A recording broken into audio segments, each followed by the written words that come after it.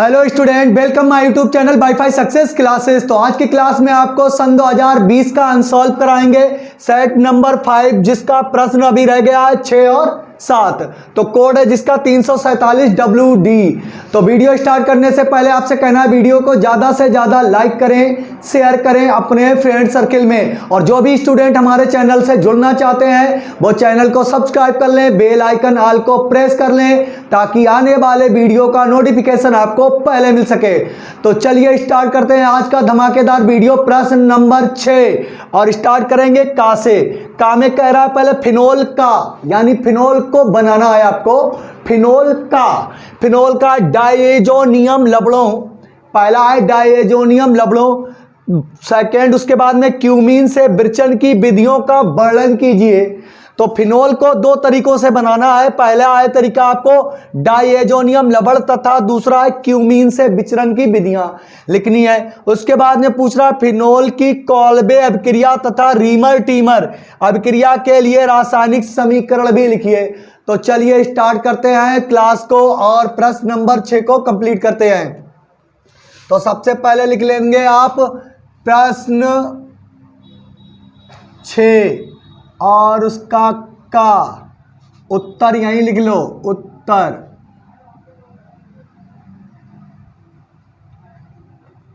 चलो स्टार्ट करते हैं। सबसे पहला फिनोल को बनाना है डायजोनियम लवण। तो फिनोल को डायजोनियम लवण के साथ बनाना है तो बेंजीन डायजोनियम क्लोराइड को आप ले ले।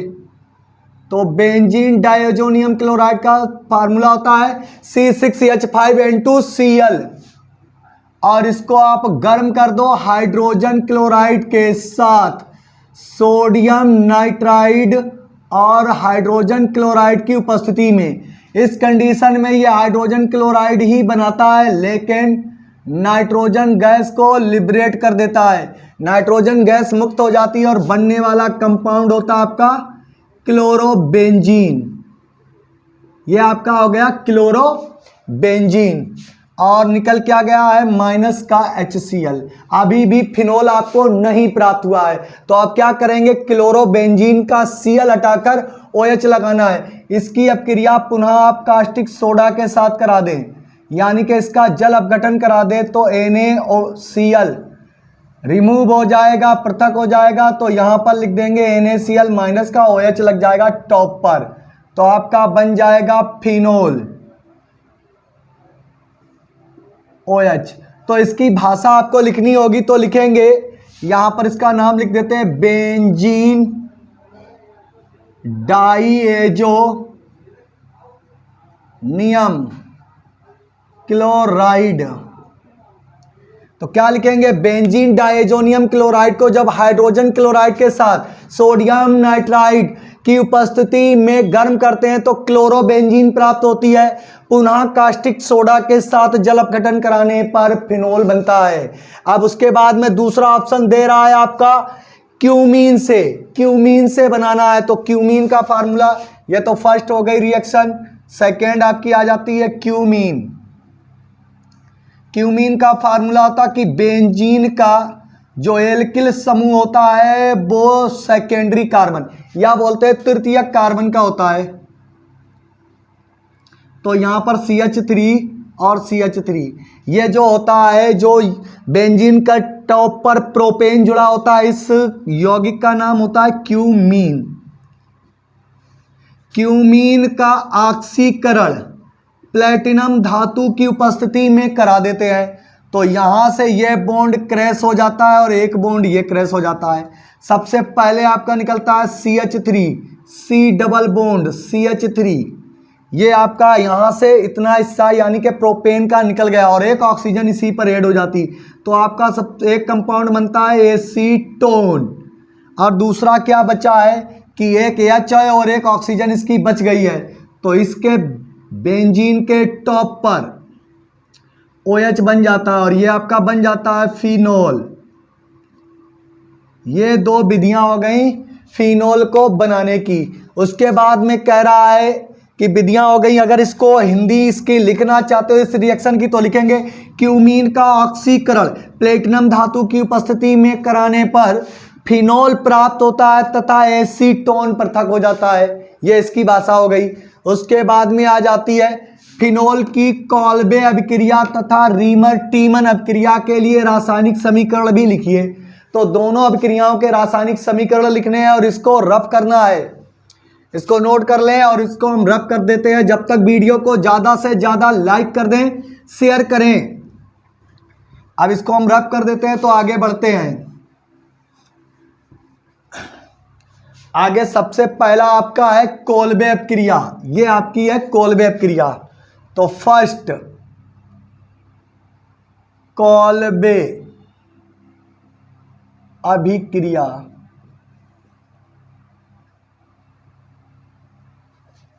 क्या लिखेंगे कि हम सोडियम फेनॉक्साइड C6H5ONa की अभिक्रिया कार्बन डाइऑक्साइड के साथ CCl4 कार्बन टेट्राक्लोराइड की प्रेजेंस में कराते हैं। तो इस कंडीशन में क्या होता है, थोड़ा छोटा लिख लें क्योंकि 2 स्टेपों में अभिक्रिया होनी है। तो इस कंडीशन में ये हाइड्रोजन यहाँ से अदला बदली करता है, सोडियम यहाँ आता है, लेकिन जैसे ये बॉन्ड टूटता है तो उससे पहले CO2 इस पैरा ऑर्थो के स्थान पर जुड़ जाती है।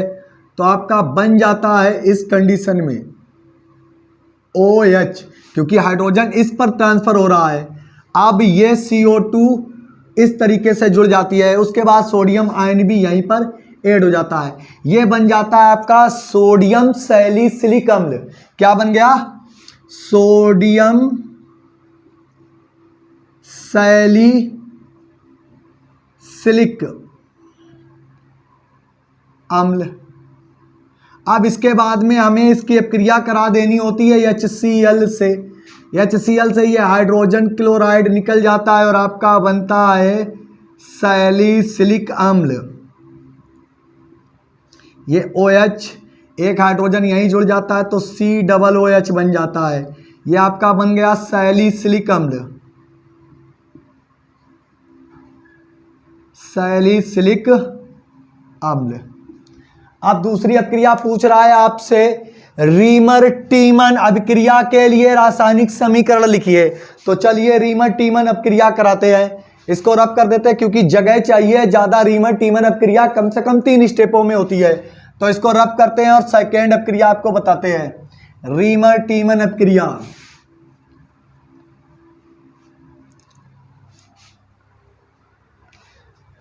तो एक होता है, सबसे पहले हम लेते हैं फिनोल।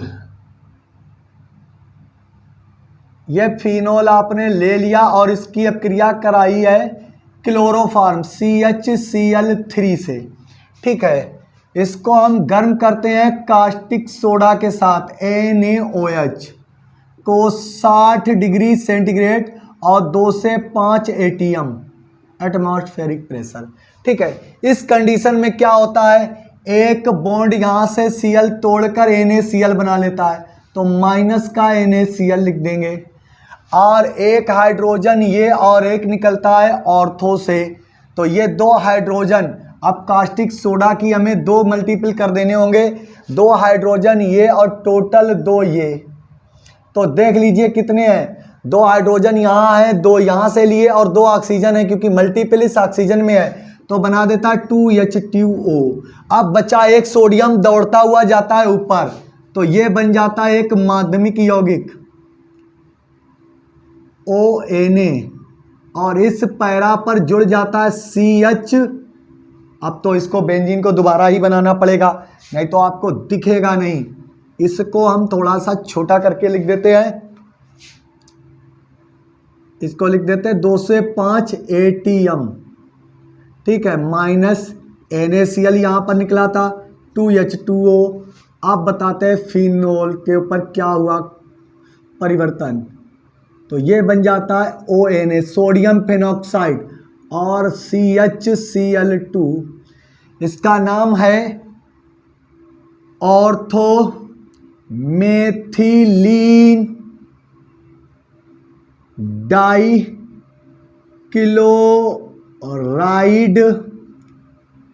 सोडियम फेनॉक्साइड, ये बन गया। अब इसकी हमें अपक्रिया करानी है किसके साथ में, यहाँ पर O लाना है, इसका हमें जल अपघटन करा देना होगा। तो जल के साथ हम अपक्रिया कराते हैं HOH। तो इस कंडीशन में ये दोनों हाइड्रोजन इसके ये 2 Cl तोड़ देता है जो यहाँ पर लगे हैं, तो बन जाता है -2HCl। और यही ऑक्सीजन दौड़ता हुआ यहाँ पर जुड़ जाता है, तो क्या बनता है ONA, तो पहले से ही लगा है ONA, और ये CH बचा और ये ऑक्सीजन ट्रांसफर होकर यहीं आ गया, तो ये बन गया सोडियम सैलिसिल्डिहाइड। सोडियम सैलिसिल्डिहाइड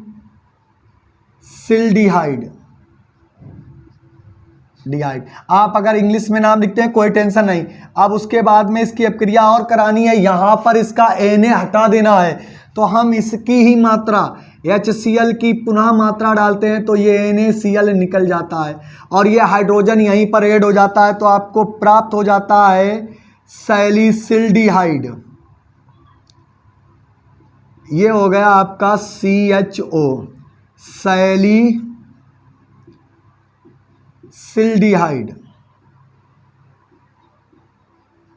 ये आपकी होती है रीमर टीमन अभिक्रिया। देख लीजिए, आपको सिर्फ 4 अभिक्रियाएं करनी थी और 5 अंक आपके कंप्लीट हो गए। ये सैलिसिल्डिहाइड बनाने की रीमर टीमन अभिक्रिया है। उसके बाद में नेक्स्ट क्वेश्चन पर चलते हैं। अथवा में दिया गया है, अब चाहो ये का छोड़कर आपको ये इजी लग रहा है तो इसको कर लें। क्या पूछा गया, अल्कोहल के विरचन की 2 विधियां लिखिए। कोई भी विधि लिखो, 2 विधियां लिख देनी है आपको। 3 रासायनिक गुणधर्म दीजिए एवं रासायनिक समीकरण भी लिखिए। कह रहा 3 रासायनिक गुणधर्म दीजिए और 3 समीकरण भी लिखिए। तो इसको हम रब कर देते हैं। जब तक वीडियो को लाइक कर दें, ज्यादा से ज्यादा लाइक करते रहें। आगे बढ़ाते हैं, प्रश्न को जल्दी से जल्दी निपटा देते हैं इस सेशन के अनसॉल्व पेपर। तो चलिए, ये रफ हो गया। आप प्रश्न नंबर 6 का खा 6 खा और यहां पर लिखते हैं उत्तर।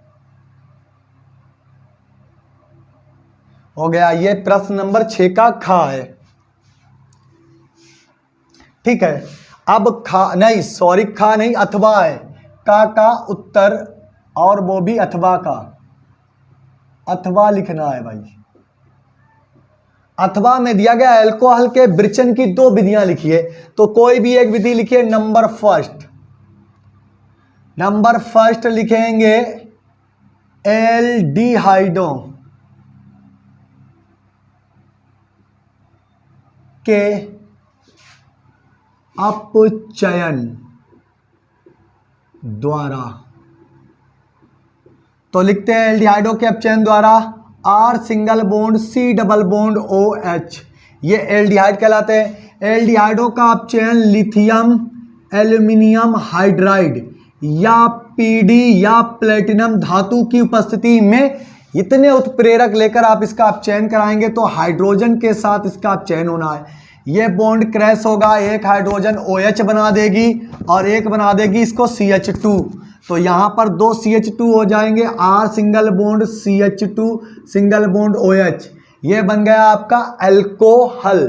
तो अल्कोहलों से क्या करेंगे, एल्डिहाइडों का अपचयन लिथियम एल्यूमिनियम हाइड्राइड। जो लैंग्वेज लिखनी है वो सुनिए। एल्डिहाइडों का अपचयन लिथियम एल्यूमिनियम हाइड्राइड पैलेडियम धातु या PT धातु की उपस्थिति में कराने पर प्राइमरी अल्कोहल बनते हैं, सेकेंडरी भी बनते हैं, लेकिन अल्कोहल बनाने की विधियां पूछी गई, आप कोई भी बनाइए। दूसरा लिखेंगे एस्टरों के जल अपघटन द्वारा। तो एस्टर कोई भी आप ले लें, तो एस्टर लेने के लिए RCOOR डैश वाले जितने भी यौगिक होते हैं वो कहलाते एस्टर। एस्टरों की अपक्रिया आप किसके साथ करा दें, कास्टिक सोडा के साथ। किसकी उपस्थिति में, H2SO4 का थोड़ा माध्यम ले लें। तो इस कंडीशन में क्या होगा, ये O के बीच में जो बॉन्ड है R डैश का, ये OH के साथ चला जाएगा, तो आपका बनेगा ROH। अल्कोहल बन गया आपका। उसके बाद में आपका बच्चा RCOO और NaC स्थान पर जुड़ जाएगा तो बन जाएगा सोडियम एल्कोनेट, यानी कि ये आपका दूसरा सोडियम का लवण बन गया। ये अल्कोहल बनाने की 2 विधियां हो गई। अब कह रहा है तथा 3 रासायनिक गुणधर्म दीजिए एवं रासायनिक समीकरण भी लिखिए। तो 3 रासायनिक गुणधर्म आप अब आजाद हो चुके हैं, जो चाहें वो रासायनिक गुणधर्म लिख दें। PCl3 से अपक्रिया कराएं, PCl5 से कराएं, थायोनिल क्लोराइड से अपक्रिया कराएं, जिससे मन हो आपका उससे अपक्रिया करा दें। बस 3 अपक्रियाएं कराएं, उससे ज्यादा नहीं। तो इसको रब करते हैं और तीनों अपक्रियाओं को हम लिखते हैं क्या अपक्रिया लिखनी है। तो इसको रब करते हैं, बनाने की विधियां सीख गए हैं तो आगे बढ़ते हैं। तो आगे लिखेंगे सबसे पहले एल्कोहलों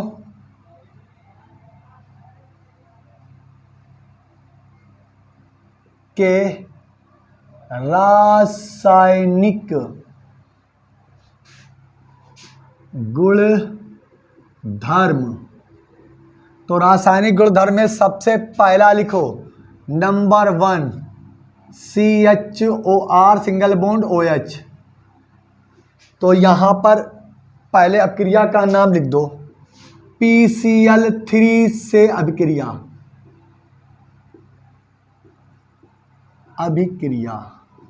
PCl3 R single bond OH वाले जितने यौगिक होते हैं वो अल्कोहल कहलाते हैं और PCl3 से अपक्रिया करानी है और ये प्रीडीन की उपस्थिति में होता है C5H5En। इस कंडीशन में क्या होगा, ये हमें R3 कर लेने होंगे क्योंकि 3 Cl हैं। तो यहां पर 3 का मल्टीपल करते हैं, 3R 3 Cl को लेकर चले जाएंगे तो बनेगा आपका 3RCl, 3 एल्किल हैलाइड। अब बच्चे 3O 3 हाइड्रोजन, क्योंकि 3 का मल्टीपल यहां पर और एक फास्फोरस। इसको क्रम में लिखेंगे तो H3PO3 लिख जाएगा। ये आर्थोफास्फोरिक अम्ल या बोलेंगे फास्फोरिक अम्ल बन गया है। ये हो गई है। अल्कोहलों की अपक्रिया PCl3 के साथ प्रीडीन की उपस्थिति में कराने पर एल्किल हैलाइड बनते हैं। दूसरी अपक्रिया लिखेंगे NH3 से अभिक्रिया, NH3 से कराएंगे तो R सिंगल बॉन्ड OH वाले यौगिक हैं जितने अमीन अमोनिया से अपक्रिया करेंगे और ZnCl2 की प्रेजेंस में करेंगे। तो इस कंडीशन में ये OH इसके साथ हाइड्रोजन लेकर निकल जाता है तो बनता R सिंगल बॉन्ड। यहाँ पर क्या बचा, 3 हाइड्रोजन थे, 2 बचे हैं NH2। ये बन गया एमीन, क्या बन गया एमीन, और यहाँ बनाता है एल्किल हैलाइड और क्या निकल गया H2O। क्या लिखेंगे, अल्कोहलों की अपक्रिया अमोनिया के साथ जिंक क्लोराइड की उपस्थिति में कराने पर एमीन प्राप्त होते हैं। नंबर 3 अब आप करा दो SOCl2 से अपक्रिया 50 अपक्रियाएं होती हैं, आप जिससे मन हो उससे करा दें। तो R सिंगल बॉन्ड OH की अपक्रिया आपको करानी है SOCl2। तो ये प्रीडीन की प्रेजेंस में होती है, C5H5En की प्रेजेंस में होती है। तो ये प्रीडीन लिखा हुआ है, इसकी प्रेजेंस में अपक्रिया होगी तो ये ऑक्सीजन इस SO2 के साथ सल्फर डाइऑक्साइड बना देता है। बचा क्या, एक R बचा, एक क्या बचा हाइड्रोजन। तो एक हाइड्रोजन को Cl दे दो, एक R को दे दो, तो R single bond Cl alkyl halide यानी एल्किल क्लोराइड और एक हाइड्रोजन क्लोराइड प्लस HCl। लीजिए तीनों ऑप्शन आपके सामने हैं। इस प्रकार से ही इजी पेपर आने वाला है। कोई हमने बताया था पिछले वीडियो में कि आप कोई नीट वगैरह IAS का एग्जाम नहीं देने जा रहे हैं जिसमें world level international level syllabus आपसे पूछा जाएगा। यहां पर जो आपका NCERT लगा दिया गया है उसी के आधार पर क्वेश्चन पूछे जाएंगे। ऐसे ही नॉर्मल क्वेश्चन होंगे जो आपने पढ़े हैं, इन्हीं को तैयार करें, कम से कम 1 घंटा रिपीट करें, तभी आपके 95 प्लस मार्क्स हो जाएंगे। ये मेरी गारंटी, अगर बार बार इनको ही रिपीट करते रहे तो आप बस रिपीट करते रहें और सीखने का अच्छे ढंग से प्रयास करें तो ये ही क्वेश्चन आपको मिलने वाले हैं। अब स्टार्ट करते हैं प्रश्न नंबर 6 का खा। क्या होता है जब केवल रासायनिक समीकरण दो? 1 2 3 4 5 रासायनिक समीकरण आपने लिखे, 5 अंक आपके हो गए। तो इसको रब करते हैं और स्टार्ट करते हैं प्रश्न 6 का खा। और इसमें अथवा भी है जो बोर्ड पर लिखा नहीं गया। जब तक वीडियो को ज़्यादा से ज़्यादा लाइक कर दें, शेयर करें, और जो भी स्टूडेंट अभी जुड़ना चाहते हैं वो चैनल को सब्सक्राइब कर लें, बेल आइकन ऑल को प्रेस कर लें ताकि आने वाले वीडियो के नोटिफिकेशन आपको सबसे पहले मिले। और अच्छे से तैयारी करें, पढ़ते रहो, हंसते रहो, मुस्कुराते रहो। नो टेंशन, फिकर नॉट, टेंशन तो लेनी नहीं है। तो इसके बाद में स्टार्ट करते हैं क्या होता है जब केवल रासायनिक समीकरण देने हैं। तो पहला, एसीटोन को आयोडीन के साथ कास्टिक सोडा के साथ में गर्म करते हैं। हैलोफॉर्म अपक्रिया दी गई है, हैलोफॉर्म दी गई है, आइडोफॉर्म बनाना है। तो चलिए स्टार्ट करते हैं पहली अपक्रिया। तो नंबर फर्स्ट सबसे पहले लिखेंगे एसीटोन को CH3IO CH3 को आयोडीन के साथ में गर्म करेंगे और NaOH के साथ में गर्म करेंगे। तो ये बनाता है, हम इसको एरो लगा देते हैं नीचे की ओर, सिर्फ इसको गर्म करना है। ये बनाता है आइडोफॉर्म। क्या बनाता है? यहाँ पर बनाता है CHI3 बनाता है। ये हैलोफॉर्म रिएक्शन है और आइडोफॉर्म बनाता है। तो आइडोफॉर्म आपकी बन गई है, लेकिन यहाँ पर कैसे बनी है वो हम आपको बताते हैं कि ये 3 हाइड्रोजन इस तरीके से है। ये बॉन्ड क्रैश हो जाएगा, एक ये क्रैश हो जाएगा और एक ये क्रैश। तो ये बॉन्ड टूटने पर ये 3 वैलेंसियां CH की फ्री रहेंगी। तो इसी पर ये आयोडीन अपने आयोडीन को ट्रांसफर कर देगा। तो यहाँ पर हम लिख देंगे कितने आयोडीन, 2 हैं, तो 3 का मल्टीपल कर लीजिए। 3 आयोडीन, 3 दूनी 6 हो गए, तो 3 इसको ट्रांसफर कर देता है। तो आई ये निकल गया। तो ये बन गया आइडोफॉर्म। उसके बाद में टुकड़ा कितना बचा हुआ है इसके पास? CH3CO। तो आगे प्लस में लिखते हैं CH3CO। अब आयोडीन के 3 टुकड़े बचे हुए, 3 आयोडीन ही तो जुड़ी है। तो यहाँ पर सोडियम को कर दें हम 4। तो 3 आयोडीन इस 3 सोडियम को लेकर चले जाएंगे, तो प्लस में 3Na बन जाएगा। ठीक है, 3Na बनने के बाद में एक सोडियम बच जाएगा। तो देखिए, एक और एक 2 हाइड्रोजन, अभी यहाँ पर बॉन्ड ये छूटा है, तो एक और एक 2 हाइड्रोजन और यहाँ पर 4, कितने हो गए? 6 हाइड्रोजन इसकी 3 ऑक्सीजन को तोड़ देंगे तो एक ही ऑक्सीजन बचेगी। तो बच जाएगा 3H2O। ऑक्सीजन कितनी ऐड हुई है? 4 है यहाँ पर। तो इसने केवल जल ने 3 ऑक्सीजन को खर्च किया है, 6 हाइड्रोजन ने। 4 यहाँ है, 2 ये है। अब ये ऑक्सीजन एक शेष बची, वो यहाँ आ जाता है, एक सोडियम भी शेष बचा हुआ है, तो ये बन जाता है। तो हम ये आइडोफॉर्म अपक्रिया करते हैं। एसीटोन की अपक्रिया आयोडीन के साथ कास्टिक सोडा की प्रेजेंस में कराते हैं, तो हमें आइडोफॉर्म तथा सोडियम एसीटेट, सोडियम आयोडाइड व जल प्राप्त होता है। लेकिन मेन कंपाउंड आपका आइडोफॉर्म ही है। तो अगली अपक्रिया में आपके देखेंगे, दूसरा है फार्मिक अम्ल को फेलिंग विलयन के साथ में मिलाते हैं। तो नंबर सेकेंड, फार्मिक अम्ल का फार्मूला होता HCOOH और किसके साथ? फेलिंग का विलयन होता है, इसके साथ में गर्म करते हैं। तो 2 का मल्टीपल करिए, तो ये दोनों हाइड्रोजन क्रैक हो जाते हैं। दोनों हाइड्रोजन इसकी एक ऑक्सीजन लेकर चला जाता है, तो बनता है पहले H2O। अब बचा क्या? CO2, ये लिबरेट हो गई, ये प्लस में CO2 उड़ गई। अब बचा है Cu2O, क्यूप्रिस ऑक्साइड, इसका नाम है क्यूप्रस ऑक्साइड, और ये लाल पीपीटी देता है, लाल रंग का अवक्षेप देता है। तो क्या देखा है कि हमने जब फार्मिक अम्ल को फेलिंग विलयन के साथ गर्म किया, तो फार्मिक अम्ल के दोनों हाइड्रोजन इसको एक ऑक्सीजन को तोड़कर जल बना दिया, क्यूप्रस ऑक्साइड का लाल विलयन प्राप्त हुआ और बची हुई फार्मिक अम्ल की कार्बन डाइऑक्साइड उड़ गई। ये होती है दूसरी अपक्रिया। तीसरी अपक्रिया क्या दी गई है, चलिए स्टार्ट करें। क्या कह रहा, बेंजोइक अम्ल की अपक्रिया अमोनिया के साथ कराने पर, कितना आसान है, C6H5 COONH, और इसकी अपक्रिया करानी है आपको अमोनिया के साथ, और किसकी प्रेजेंस में करानी है, ZnCl2। तो इस कंडीशन में क्या होता है, C6H5 COONH4 बनता है, अमोनियम बेंजोएट बनता है। क्या बनता है, अमोनियम बेंजोएट, अमोनियम बेंजोएट। अब इसकी अपक्रिया में हम कुछ ऐसा करा दें, इसका जल अपघटन करा दें, तो दो इसके हाइड्रोजन इसकी एक ऑक्सीजन को तोड़ देते हैं। जल अपघटन H2SO4 की प्रेजेंस में जल अपघटन कराने पर बचता है C6H5 CO, एक ऑक्सीजन जारी और बचा NH2। इसका नाम होता है, इसको सही से लिखे, NH2। ये बन गया आपका बेंजेनामाइड, यानी कि अमाइड बन गया।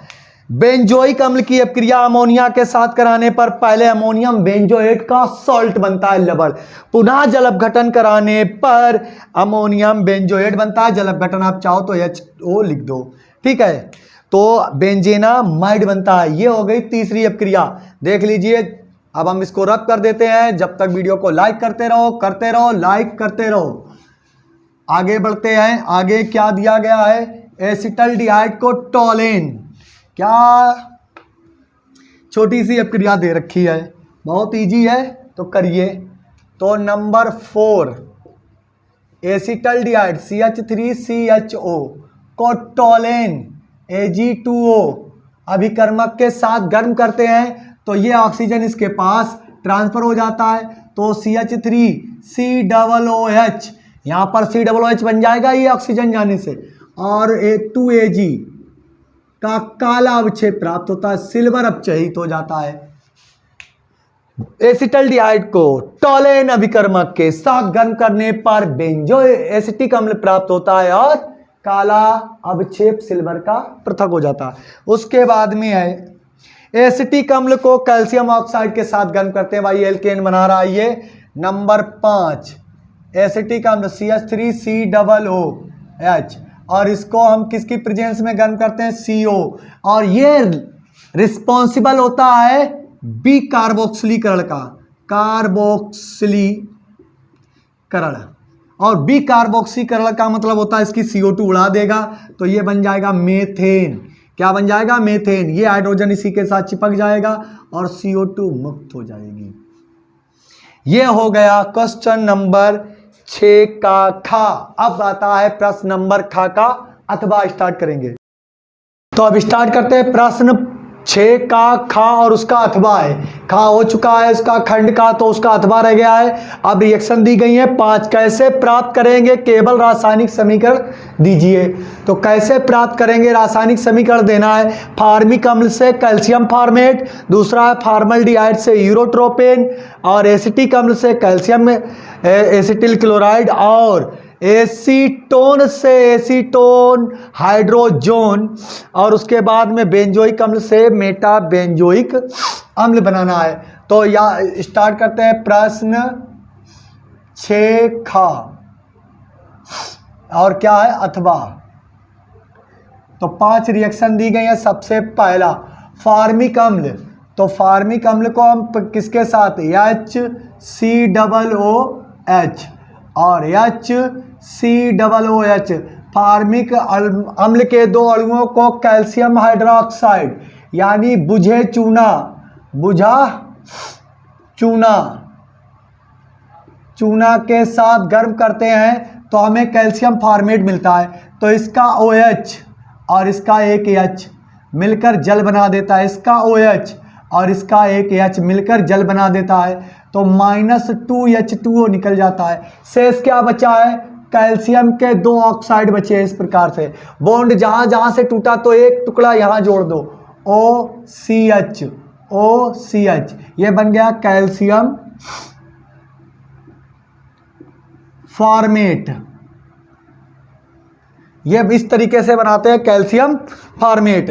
फार्मिक अम्ल के 2 अणुओं को बुझे चूने के साथ में या फार्मिक अम्ल की अधिकता में कैल्शियम हाइड्रोक्साइड को गर्म करने पर कैल्शियम फार्मेट प्राप्त होता है। सेकंड नंबर, फॉर्मल्डिहाइड से यूरोट्रोपिन। नंबर 2, तो यूरोट्रोपिन का आपको फार्मूला मालूम होना चाहिए, CHO। HCHO को फॉर्मल्डिहाइड कहते हैं। इसको अमोनिया के साथ गर्म करना होता है तो बनता है हेक्सामेथिलीन टेट्राअमीन।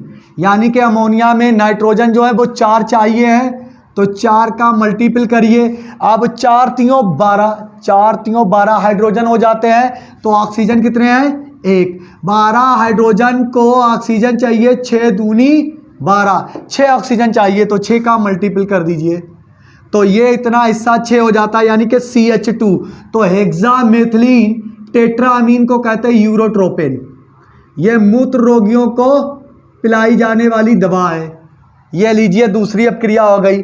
तीसरी अपक्रिया एसिटिक अम्ल से एसिटिल क्लोराइड। लिखिए नंबर 3, CH3COOH। इससे आपको बनाना है एसिटिल क्लोराइड। कुछ भी आप करें तो आपको हाइड्रोजन क्लोराइड से अपक्रिया करा देनी होगी। इस कंडीशन में HCl बाहर हो जाएगा और आपको मिलेगा जो फार्मूला वो होगा CH3COCl। इसी का नाम है एसिटिल क्लोराइड। लीजिए, इतनी आसान होती किसकी प्रेजेंस होगी? H2SO4। जब हम एसिटिक अम्ल की अपक्रिया किससे कराते हैं? हाइड्रोजन क्लोराइड से, तो हमें एसिटिल क्लोराइड प्राप्त होता है। नंबर 4, एसीटोन से एसीटोन हाइड्रोजन। नंबर 4, एसीटोन को आप इच्छा के अनुसार लिखें, जैसी जरूरत हो। तो यहां पर लिख गया एसीटोन। CH3COCH3, इसको हाइड्रोजन बनाना है, इसको हाइड्रोक्सिल अमीन के साथ गर्म करना है। हाइड्रोजीन के साथ हाइड्रोजन के बनाना है, तो हाइड्रोजीन, ये होता है हाइड्रोजीन। हाइड्रोजीन के साथ आपको गर्म करना है और आपको मिलेगा यहाँ से ऑक्सीजन और 2 हाइड्रोजन, ये इसको जल बना देंगे, माइनस का H2O बाहर।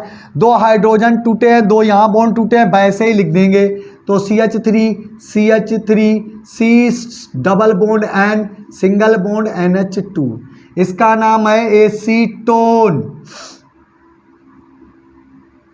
हाइड्रोजन। ये बन गई। कितनी अपक्रियाएं हो गई? क्या करना था आपको? एसीटोन, इसका नाम है एसीटोन, याद रखना। एसीटोन को हाइड्रोजीन के साथ जब जल अपघटित कराया जाता है तो एसीटोन हाइड्रोजीन जोन बनता है। तो उसके बाद में 5वीं अपक्रिया आ जाती है, इसको नोट कर लें। तो एक ही ऊपर वाली तो आप समझ गए होंगे, तो इसको ही रब कर देते हैं।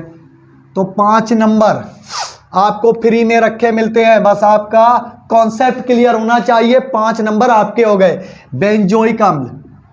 बेंजोइक अम्ल यानी कि पैरा कार्बोक्सी बेंजीन को हम कहते हैं बेंजोइक अम्ल।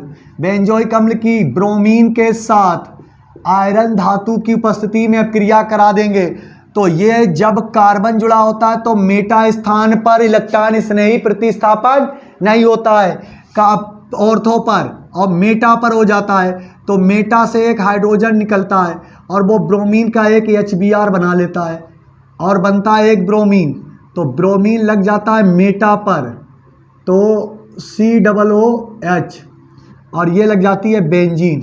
तो ये मेटा पर लगा, ये ऑर्थो, ये मेटा, ये पैरा। ऑर्थो के सामने ऑर्थो, मेटा के सामने मेटा। इसका नाम है मेटा ब्रोमो बेंजोइक अम्ल, benzoic acid, Meta bromo benzoic acid. इस प्रकार से बनाते हैं केमिकल रिएक्शन को। बहुत ईजी होती हैं, आप देख लें, इसको नोट कर लें, और अपक्रियाओं को देखने ही करते ही आप वीडियो को लाइक कर दें, शेयर करते रहे वीडियो को ज़्यादा से ज़्यादा। अब आ जाता है प्रश्न नंबर 7, अमोनिया की हाइबर प्रक्रम द्वारा उत्पादन बताना है।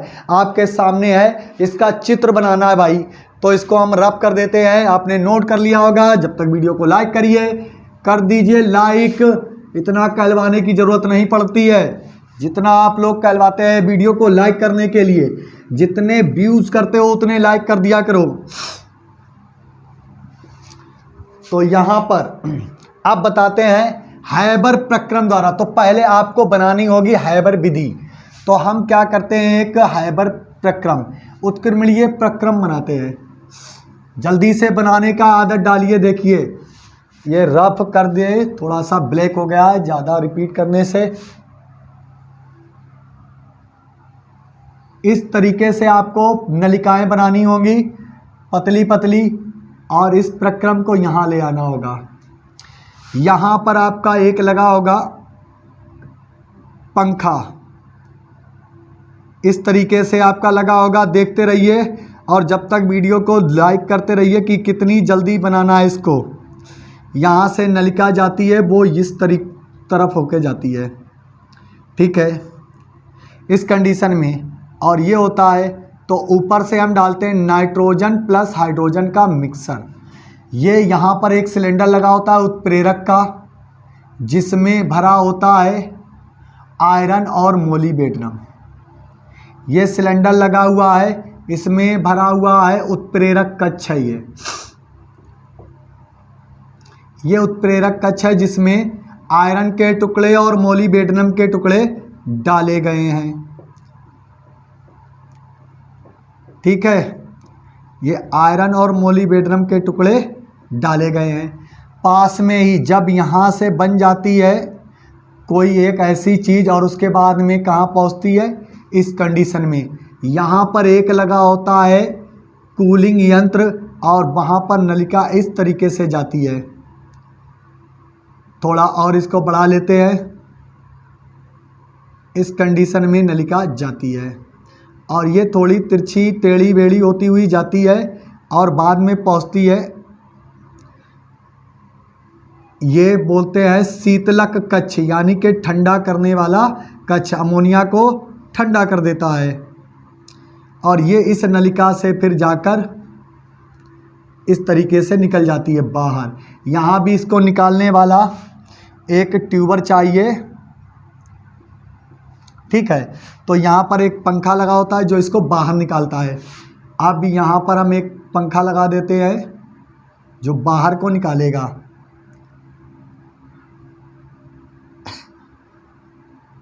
अब इस कंडीशन में इसको ऐसा बना लो और ये बाहर, और जहाँ यहाँ से जो निकलेगी वो आपकी NH3 होगी, ठीक है। ये है उत्प्रेरक कक्ष, उत्प्रेरक कक्ष। 5 नंबर के लिए आपको ये है शीतलक कक्ष, शीतलक कक्ष। ये है उत्क्रमणीय नलिका। तो यहाँ से हम नाइट्रोजन को 1:3 अनुपात में नाइट्रोजन और हाइड्रोजन के मिश्रण को डालते हैं। जैसे डालते हैं ये इस नलिका से होती हुई इस तरफ को आती है। लेकिन जब अमोनिया यहाँ पर बन जाती है NH3, तो इसमें नाइट्रोजन और हाइड्रोजन की अशुद्धियाँ N2H2 की अशुद्धियाँ पुनः जाती हैं, इसीलिए यह उत्क्रमणीय क्रिया होती है। नाइट्रोजन और हाइड्रोजन दोबारा आ जाती है। तो हम इसको लिखेंगे, ये इसका हो गया क्या, प्रक्रम का चित्र बना दिया आपके सामने। तो इसके बारे में लिखेंगे नाइट्रोजन व हाइड्रोजन के मिश्रण को 1:3 में लेकर 450 डिग्री सेंटीग्रेड के तापमान पर उत्प्रेरक आयरन ऑब्लिक मोलिब्डेनम के सिलेंडर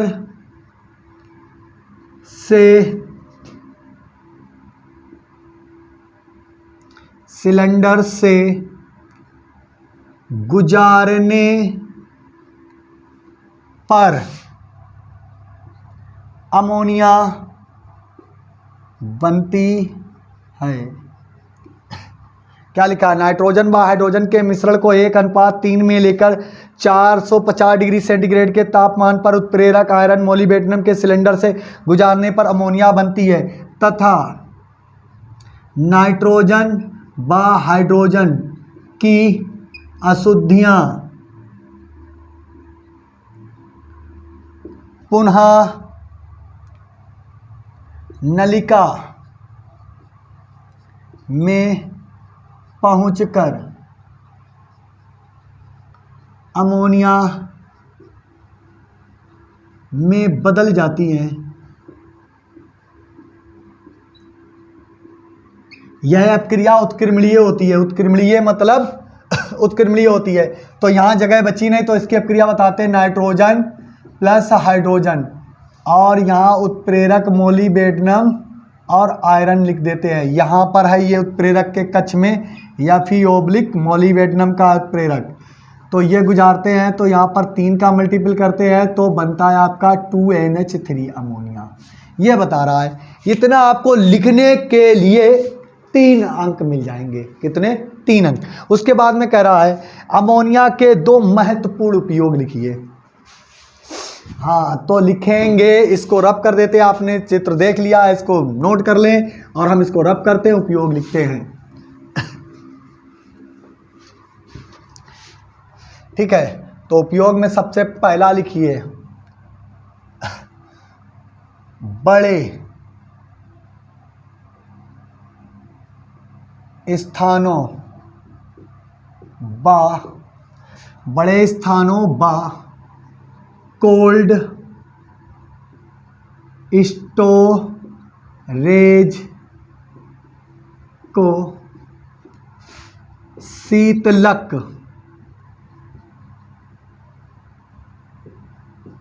करने में, ये होता है कोल्ड स्टोरेजों में जो ठंडक बनाई जाती है तो वो बनाई जाती है अमोनिया के कारण। नंबर 3 प्राथमिक, नंबर 3 लिखेंगे एमीन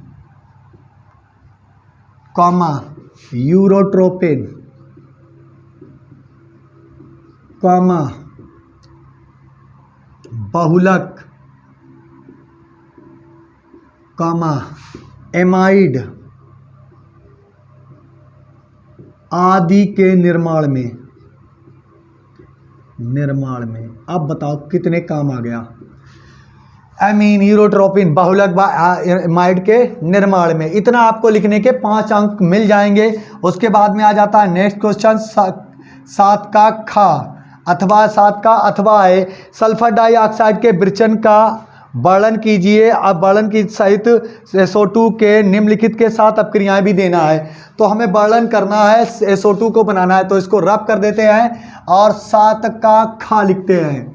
7 का खा नहीं है, अथवा है भाई, अथवा है। तो अथवा में लिखेंगे 7 का खा का और अथवा, बदला नहीं था यहाँ पर, का अथवा है। तो सबसे पहले SO2 बनाने की विधि, SO2 बनाने की विधि होता है तो हम लिखेंगे सोडियम सल्फाइड को सांद्र सल्फ्यूरिक अम्ल के साथ में, सोडियम सल्फाइड को सांद्र सल्फ्यूरिक अम्ल के साथ में गर्म करते हैं तो इसके हाइड्रोजन के 2 अणु मिलकर इसका एक ऑक्सीजन छीन लेते हैं तो बनती है H2O। अब ये सोडियम SO2 के SO4 के साथ मिल जाता है तो बनता है Na2SO4। ये सोडियम सल्फेट बन जाता है। यहाँ से सोडियम सल्फर डाइऑक्साइड गैस मुक्त होती है। तो सोडियम सल्फाइड को, इसकी भाषा लिखनी है आपको क्योंकि वो कह रहा है सल्फर डाइऑक्साइड के विरचन की विधि का वर्णन समीकरण सहित करिए।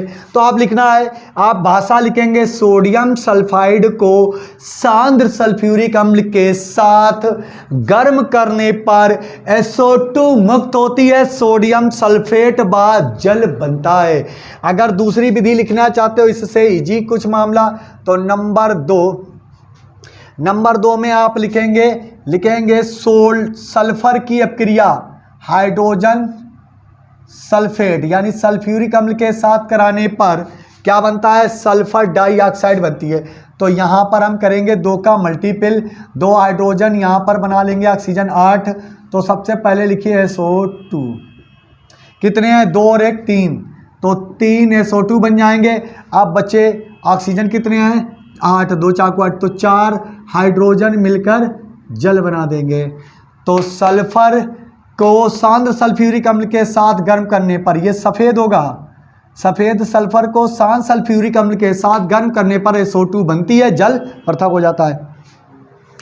नंबर अगला, SO2 की निम्नलिखित के साथ अपक्रिया का रासायनिक समीकरण लिखिए। पहली है सोडियम हाइड्रोक्साइड, तो लिख लो नंबर 1 NaOH के साथ अभिक्रिया, साथ अभिक्रिया, तो लिखो कास्टिक सोडा के साथ अपक्रिया करेंगे तो SO2 है, SO2 को अगर इस ये ऑक्सीजन मिल जाए तो ये बन जाएगा SO3 और एक हाइड्रोजन एक Na बचा है तो NaHSO3। सोडियम बाईसल्फाइड बनता है, सोडियम बाईसल्फाइड बनता है। सल्फर डाइऑक्साइड की अपक्रिया कास्टिक सोडा से साथ कराने पर सोडियम बाईसल्फाइड बनता है। नंबर 2 Cl2 से क्रिया, तो Cl2 से क्रिया किसकी कराना है, SO2 Cl2, तो ये आपस में जुड़ जाएंगे, इकट्ठा हो जाएंगे तो बनेगा SO2 Cl2। इसका नाम होता है सल्फ्यूरिल क्लोराइड। ये हो गया। क्लोरीन की अपक्रिया सल्फर डाइऑक्साइड के साथ कराने पर सल्फ्यूरिल क्लोराइड बनता है। अब आए ऑक्सीजन गैस से अपक्रिया, इससे आसान क्या होगा, SO3 बनाएगा केवल, बस आपको उत्प्रेरक की प्रेजेंस मालूम होनी चाहिए। इसको रब करते हैं और थर्ड अपक्रिया यहीं पर लिख देते हैं। नंबर थर्ड SO2 की अपक्रिया ऑक्सीजन के साथ वेनेडियम पेंटाऑक्साइड B2O5 की उपस्थिति में करते हैं तो SO3 बनता है। कर लीजिए, तो 2 का मल्टीपल करिए और 2 3 6, तो 2 दूनी 4 और 2 6 हो गया, सल्फर ट्राइऑक्साइड बनता है। लीजिए हो गई अब क्रियाएं। अब करते हैं 7 का अथवा और अनसॉल्व पेपर आपका दी एंड हो जाएगा। 7 का अथवा रह गया है केवल और खा खंड और अथवा रह गया है। तो अब स्टार्ट करेंगे प्रश्न खा और उसका अथवा। 2 प्रश्न अब रह गए हैं आपका अनसॉल्व पेपर, सेट नंबर 5 आपका दी एंड हो जाएगा। तो कह रहा है हमारे भोजन में प्रोटीन का क्या महत्व है।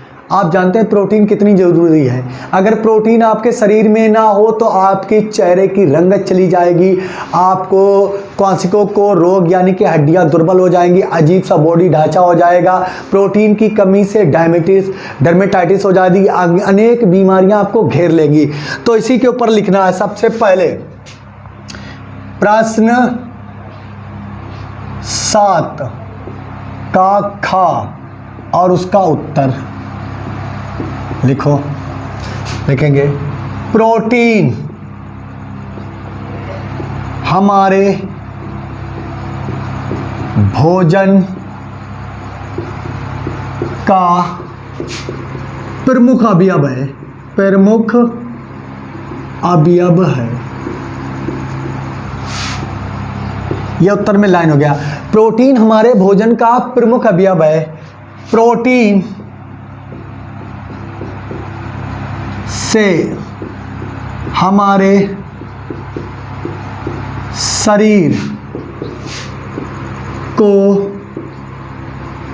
अमीनो अम्ल,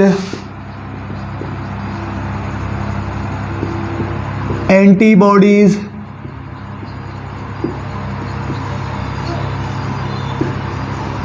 एंजाइम, विटामिन आदि आवश्यक तत्व, आवश्यक यौगिक प्राप्त होते हैं जो जीवों की वृद्धि विकास, ताप नियंत्रण,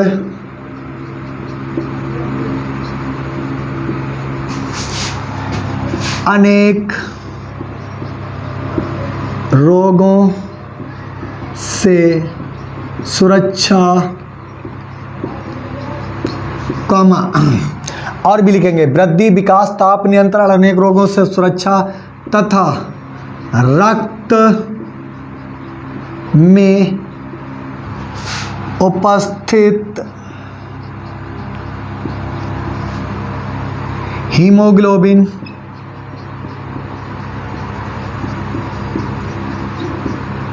के नियंत्रण में सहायक होती है। क्या कह रहा है? प्रोटीन हमारे भोजन का प्रमुख अवयव है। जो प्रोटीन से हमारे शरीर को अमीनो अम्ल, एंटीबॉडी, एंजाइम, विटामिन आदि आवश्यक यौगिक प्राप्त होते हैं, जो जीवों की वृद्धि, विकास, ताप नियंत्रण, अनेक रोगों से सुरक्षा तथा रक्त में उपस्थित हीमोग्लोबिन के नियंत्रण में सहायक होती है, जो ताप का भी नियंत्रण रखती है। अब आगे आ जाता है कि प्रोटीन के प्रमुख स्रोत हैं। नंबर, प्रोटीन के स्रोत, हेडिंग डाल लेना है, प्रोटीन के स्रोत। प्रोटीन मुख्यतः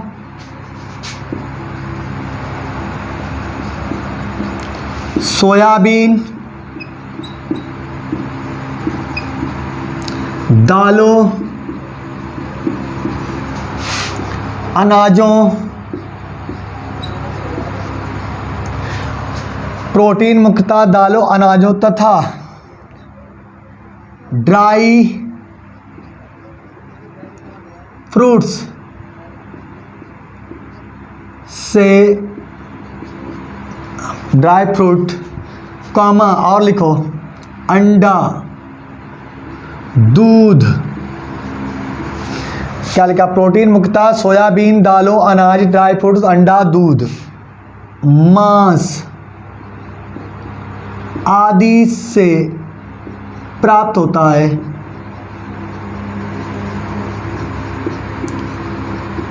ये हो गया प्रोटीन के स्रोत। अब कह रहा है प्रोटीन की द्वितीयक संरचना, तो इसको ऊपर से रब करते हैं। इतना हमने बोल बोल कर लिखा है, आपने सुन तो लिया होगा, देख भी लिया होगा, स्क्रीनशॉट ले लीजिए।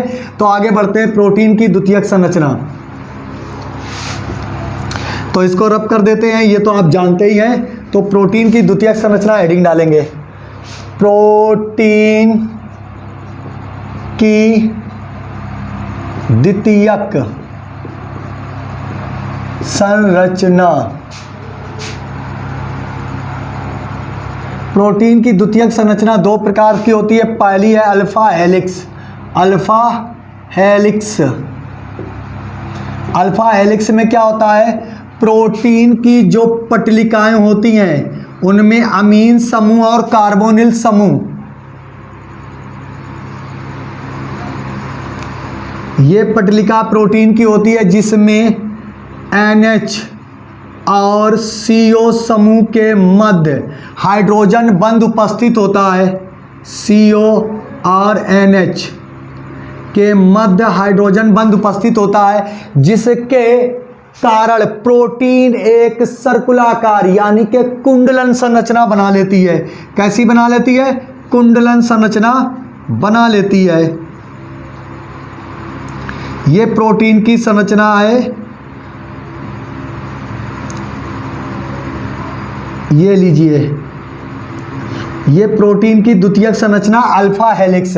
प्रोटीन की जो एक अमीनो अम्ल की कि कई इकाइयां आपस में जुड़ती हैं तो अमीन NH और CO के मध्य हाइड्रोजन बंध बनते हैं, जिसके खिंचाव के कारण प्रोटीन की रेखाएं गोलाकार हो जाती हैं, कुंडलन बना लेती हैं। ये प्रोटीन की प्राथमिक संरचना होती है। दूसरी संरचना होती है कि प्रोटीन में जो पेप्टाइड बंध होते हैं CO और NH के मध्य बना हुआ बंध, NH के मध्य बना हुआ बंध एक दूसरे से अट्रैक्ट करके एक स्लेट प्लेट सीट जैसी संरचना बना लेता है। ठीक है, ये प्लेट सीट जैसी जब संरचना बनाता है तो इस प्रकार से ये प्रोटीन के अणु एक सीट बना लेते हैं। ये दूसरी संरचना होती है कि प्रोटीन की कई इकाइयां अल्फा यानी कि पेप्टाइड बंधों द्वारा एक सीट के समान संरचना बना लेती हैं। और जब प्रोटीन में पेप्टाइड बंधों के मध्य हाइड्रोजन बंध बनते हैं, जैसे ये कुंडलन प्राप्त कर लेती है, तो इसके द्वारा हाइड्रोजन बंध बनने के द्वारा ये कुंडलन प्राप्त कर लेती है, तो इसकी संरचना एक कुंडलाकार हो जाती है। जैसे कि हम ऐसे बोल सकते हैं, ये कुंडल बना लेती है।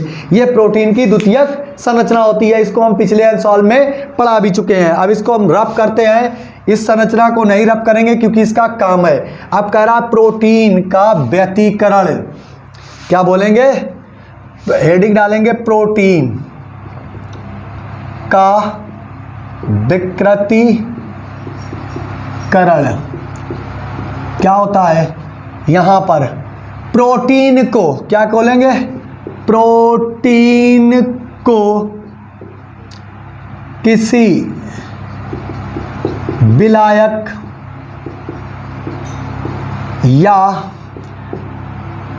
ताप देने पर प्रोटीन के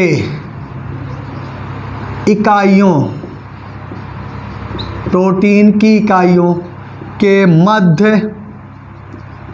हाइड्रोजन बंध विघटित हो जाते हैं,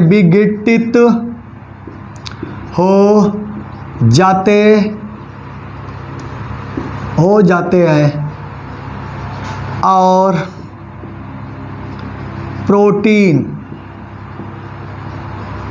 की सीधी रेशेदार संरचना बनती है, जिसकी जैविक शक्ति नष्ट हो जाती है, यानी कि प्रोटीन अगर अंडे की है तो उसमें एक जान होगी, जैविक शक्ति नष्ट हो जाती है। प्रोटीन का व्यतिकरण कहलाता है, प्रोटीन का विकृतीकरण कहलाता है, विकृतीकरण कहलाता है। कितने भी तरीके से इसकी परिभाषा लिखो, बात एक ही हो गई है। अब इसकी प्रोटीन में जो हाइड्रोजन बंध है वो टूट जाते हैं।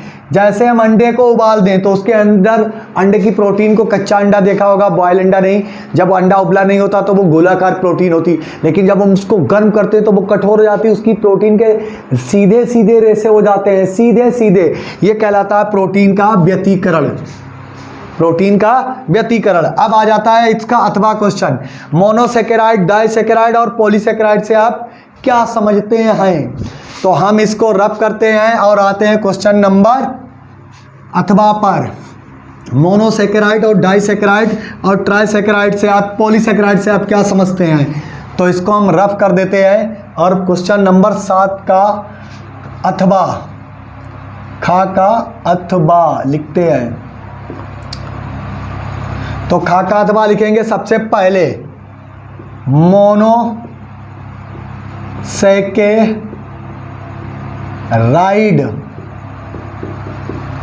बे शर्कराएं जो जल में अपघटित होकर सरल शर्कराओं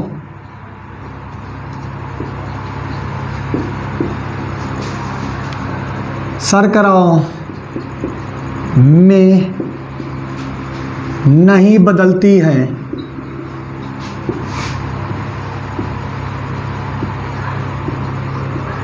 क्या वे शर्कराएं जो जल में घुलकर या अपघटित होकर सरल शर्कराओं में नहीं बदलती है? मोनो सेकेराइड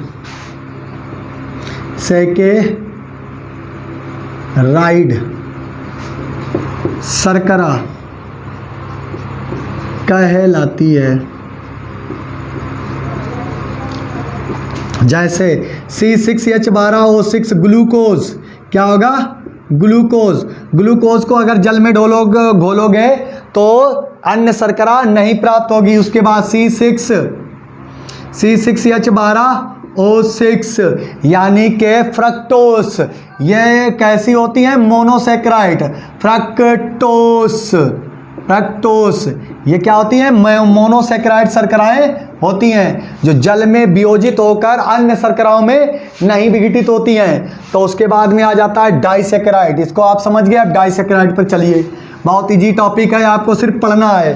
बस पढ़ेंगे तो आपका कल्याण हो जाएगा, पढ़ेंगे नहीं तो फिर देखिए कोई गारंटी नहीं है।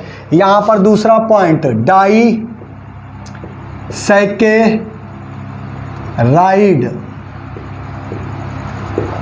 देखो, बे शर्कराएं जो जल अपघटित होकर मोनोसेकेराइड की इकाइयों में, मोनोसेकेराइड की इकाइयाँ देती है, डाइसेकेराइड कहलाती है। जैसे C12H22O11, ये है आपकी चीनी। क्या है? चीनी। इसका जल अपघटन कराएंगे तो जल अपघटन कराने पर मोनोसेकेराइड मिल जाएंगे, C6H12O6 ग्लूकोज और C6H12O6 फ्रक्टोस। ये देखिए डाइसेकेराइड है। ये क्या है? डाइसेकेराइड। ये मोनो होती हैं, ग्लूकोज और फ्रक्टोज मोनो होती हैं, मोनोसेकेराइड।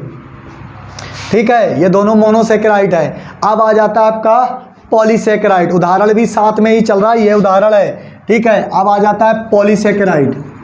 जब तक वीडियो हम रब क्या करें, वीडियो को लाइक कर दिया करें। ठीक है, अब आ जाता है पॉलीसेकेराइड।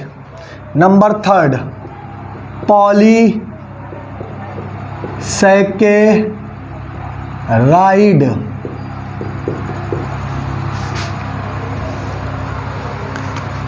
बे शर्कराएं जो जल में अपघटित होकर मोनोसेकेराइड की कई इकाइयों में परिवर्तित, मोनोसेकेराइड की कई इकाइयाँ देती हैं, मोनो नहीं, पॉलीसेकेराइड। पॉलीसेकेराइड शर्करा कहलाती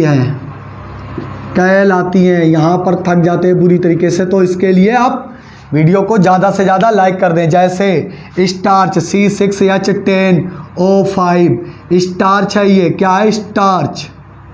स्टार्च का जब आप जल अपघटन यानी कि ये आलू और जौ यानी अंकुरित जौ और आलू से प्राप्त होता है, गेहूं से भी प्राप्त होता है, चावल से भी।